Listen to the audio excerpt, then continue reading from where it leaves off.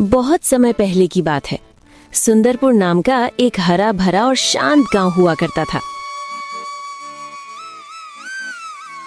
गांव बहुत ही खूबसूरत था। चारों तरफ पेड़ पौधे, खेत और साफ हवा थी।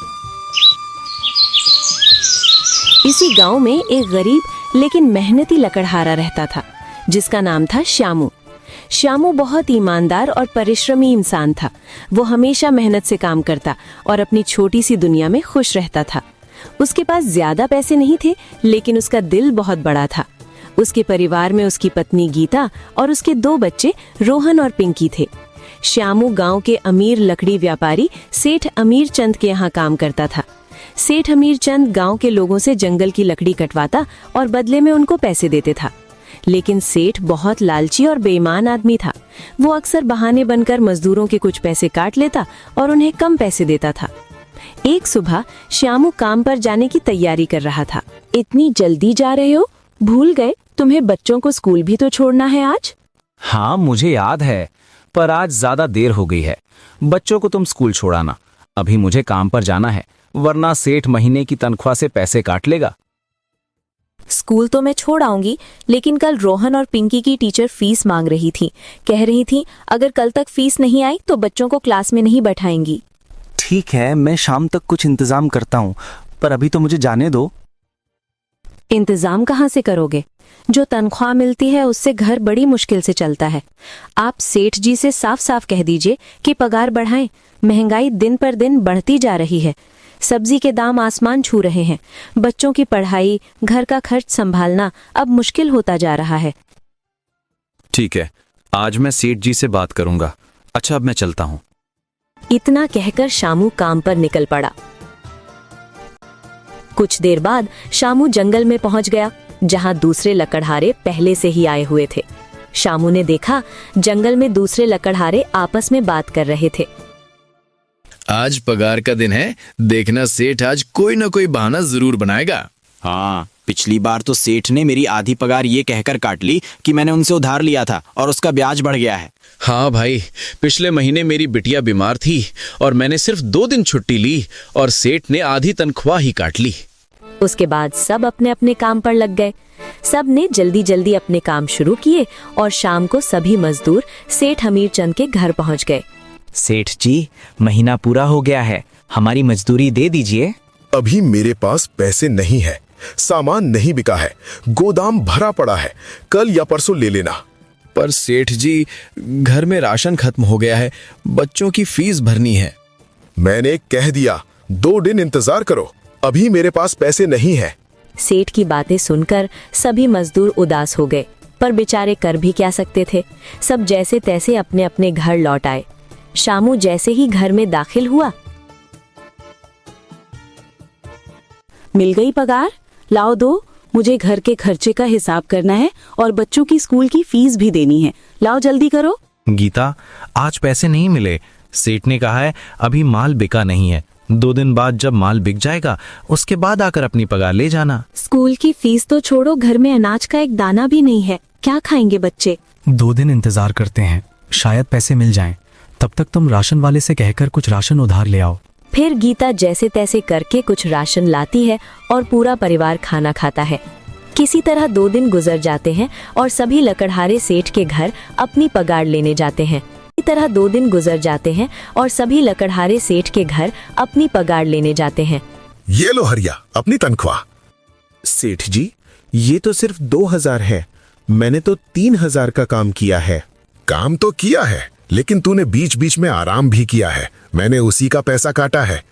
सेठ जी, मैंने थोड़ा सा आराम किया है तो उसके बदले ज्यादा देर तक काम भी तो किया है। हरिया, चुपचाप ये पैसे पकड़, और ज्यादा पैसे चाहिए तो कहीं और काम देख ले। हरिया मजबूरी में पैसे ले लेता है और वहां से चला जाता है। फिर शामू की बारी आती है। ये ले शामू, तेरी पगार। सेठ जी, ये तो सिर्फ 2000 है, मैंने तो पूरे 3000 का काम किया है और मैंने ना तो कोई आराम किया है ना कोई छुट्टी ली है। फिर आप मेरे पैसे किस लिए काट रहे हो? तूने ठीक कहा शामू, तूने ना तो आराम किया है और ना कोई छुट्टी, पर मैं क्या करूं?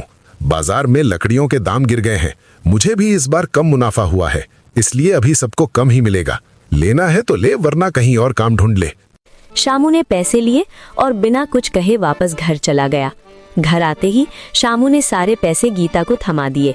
कम पैसे देखकर गीता बोली, इतने कम पैसों में घर कैसे चलेगा? इसमें तो घर का खर्चा भी पूरा नहीं होगा, फिर राशन वाले का उधार और बच्चों की स्कूल की फीस। सुनो गीता, अब मैं यहाँ के अलावा कोई और काम ढूंढूंगा जिससे मैं अपने परिवार का अच्छे से पालन पोषण कर सकूं। मैं कल ही दूसरे काम की तलाश में निकलूंगा। दिन शामू काम खत्म करके गांव-गांव नौकरी खोजने निकल पड़ा। हर दुकान पर गया, हर आदमी से बोला, लेकिन हर जगह से निराशा ही मिली।